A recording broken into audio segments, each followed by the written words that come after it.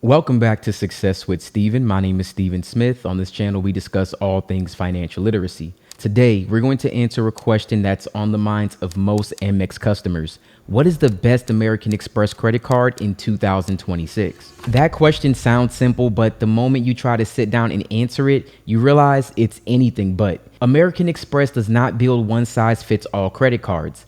Every single card they issue is designed for a very specific type of spender, lifestyle, and mindset. Some cards are built for simplicity, some are built for luxury, some are built for maximizing rewards, and some honestly exist more for branding than actual value. So in today's video, we're going to do something that might feel a little unfair, but we're going to do it anyway. We're going to rank the best American Express consumer credit cards in 2026. And to be clear, this ranking is not saying that one card is perfect for everyone. That would be impossible. Instead, this ranking is about overall value, usefulness, real-world earning potential, and how these cards actually perform for normal people spending normal money in everyday life. Now, before we get started, there are a few important ground rules. We're only looking at American Express consumer credit cards. So this means no business cards, and we're also not looking at co-branded cards like Delta, Hilton, Marriott, or any other airline or hotel partnerships. As good as some of those cards are, they deserve their own separate discussion. And if you want to see that video, please let me know in the comments below. We're also excluding cards that say American Express on the front, but they're actually issued by other banks such as Credit One or Navy Federal or even Imprint. Those are not true Amex issued products and they play by very different rules. One more thing before we begin, American Express offers what they call Apply with Confidence, and this is one of the most consumer-friendly features in the entire credit card industry. When you apply for most American Express cards, they tell you whether you're approved before they perform a hard inquiry on your credit report. If you're not approved and you choose not to proceed, your credit score does not have to take a hit, and that alone makes experimenting with American Express cards far less stressful than applying with most other banks. So if you want to apply for any of these cards, just know that you can do so without impacting your credit score before you know for sure that you've been approved. Now, with all of that out of the way, let's get right into this ranking. So let's first establish our tier system. S tier is going to be at the very top. That is outstanding. This will be the most rewarding, the highest value cards with top tier benefits.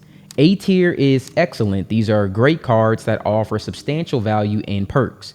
B tier is good, which means it's a solid offering with average rewards, or maybe it's a unique feature.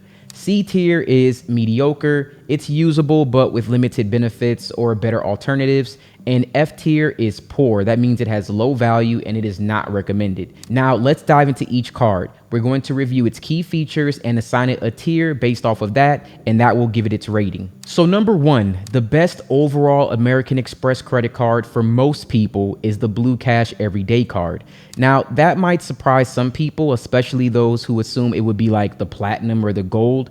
They're not going to take the top spot. But when you strip away prestige, marketing, hype, and you focus purely on value and practicality, the Blue Cash Everyday card stands out in a very big way. This is a no annual fee cashback card, which already puts it ahead of the curve. The earning structure on this card is extremely strong for everyday spending. You earn 3% cash back at US supermarkets, 3% cash back at US gas stations, and 3% cash back at US online retail purchases. Each of those categories has a $6,000 per year cap, which means you can earn 3% back on up to $18,000 of spending across those categories combined. Once you exceed the cap in any category, your earning rate is then dropped to 1%. All other purchases already earn 1% cash back from the start. Your rewards are redeemed as statement credits, so that means you're not juggling points or portals or transfer partners.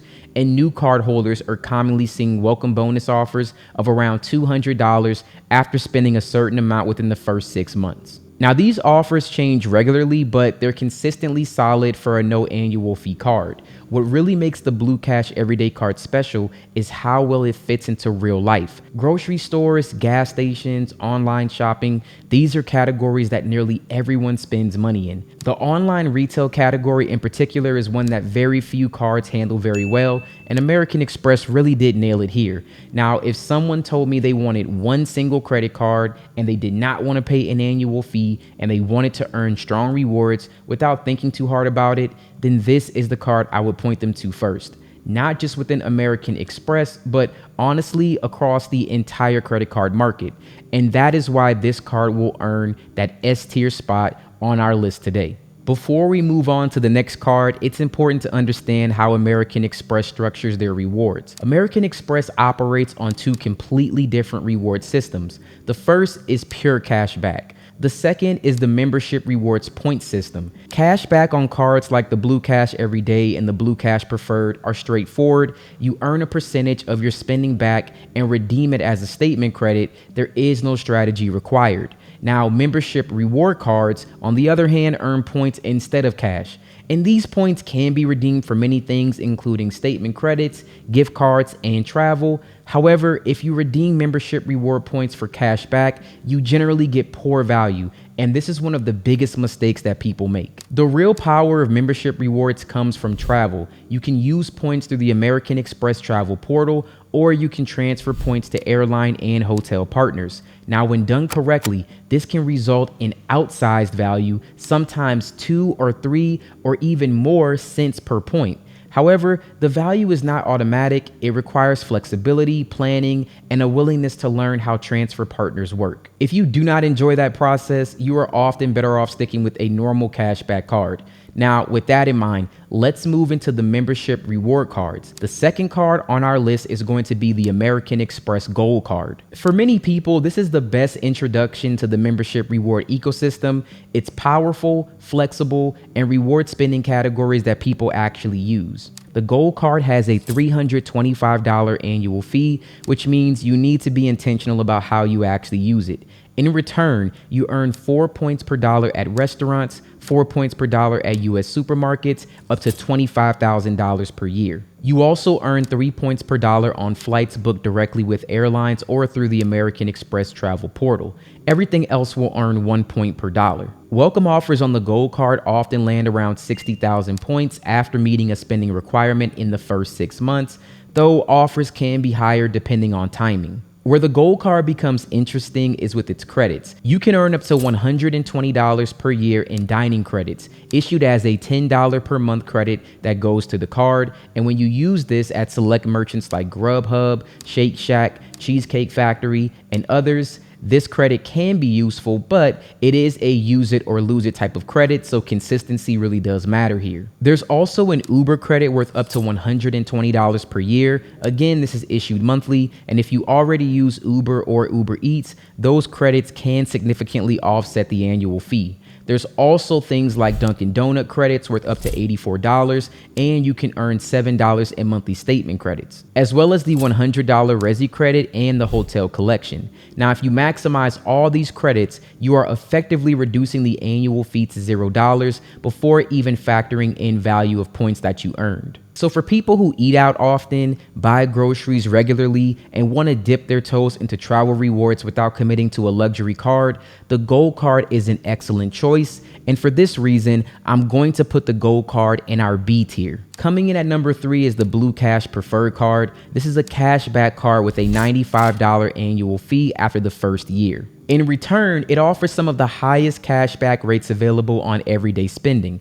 You earn 6% cashback at US supermarkets, up to $6,000 per year. You can also earn 6% cashback on US streaming services, 3% cashback at gas stations, and 3% cashback on transit purchases. Everything else will earn 1%. New card holders often see welcome offers around $250 after meeting a spending requirement, and this card shines for households that spend heavily on groceries and streaming. So if you're spending more than $4,000 per year at qualifying supermarkets, the math usually works in your favor, even after accounting for the annual fee. While competition has increased in the grocery category over the last few years, the Blue Cash Preferred Card still holds its own, especially for people who prefer cash back over points. And for that reason, this card will land in the A tier status. Coming in at number 4, we have the American Express Platinum Card. This is the card people love to argue about. Some swear by it, others can't understand why anyone would pay the annual fee.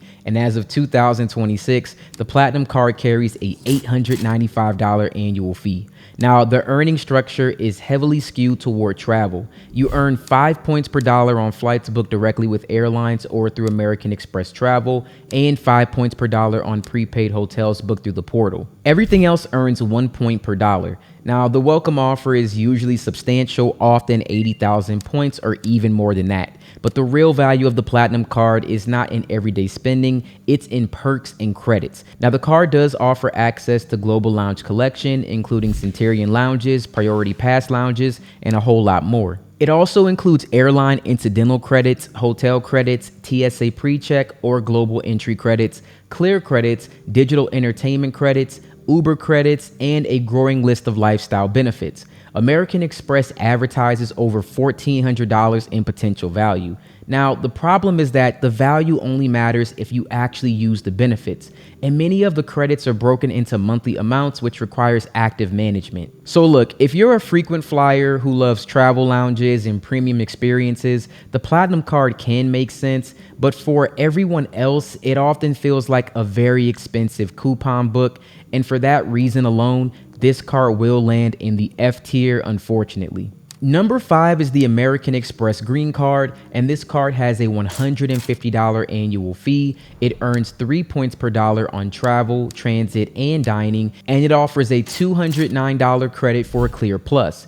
Now, this sounds decent on paper, but it actually struggles to stand out. Like the Gold Card outperforms it for dining and groceries, and the Platinum outperforms it for travel perks, the Green Card sits awkwardly in the middle, and for that reason, it lands in the C tier because it's not really bad, but it's also not really good either. American Express does an excellent job of marketing its cards. There's still a perception of prestige attached to the brand, and for some people, that alone is enough. However, prestige doesn't pay your bills, value does. The best American Express card for you is the one that aligns with how you actually spend money, not how you imagine yourself spending money. If you want simplicity, then cashback cards shine. If you love travel and optimization, membership rewards can be powerful.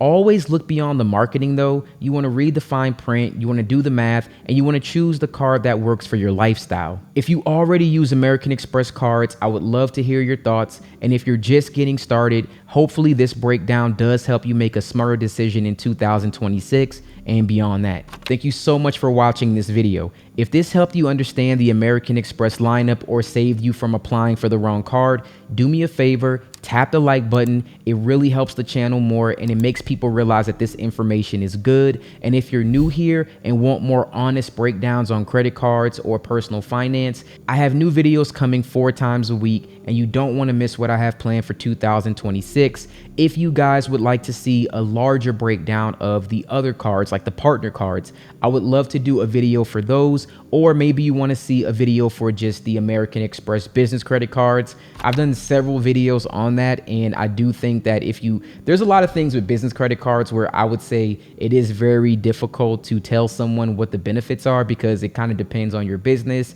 how much money you're making, and if you're using it strategically. So that one can get very nuanced, and I do have a lot of videos on American Express business credit cards, but that would be an interesting ranking. But again, let me know in the comments below what you would like to see as far as American Express and rankings. And as always, thank you so much for taking the time to watch this video. I truly appreciate every single one of you, and I will see you in the next video. Have a wonderful day.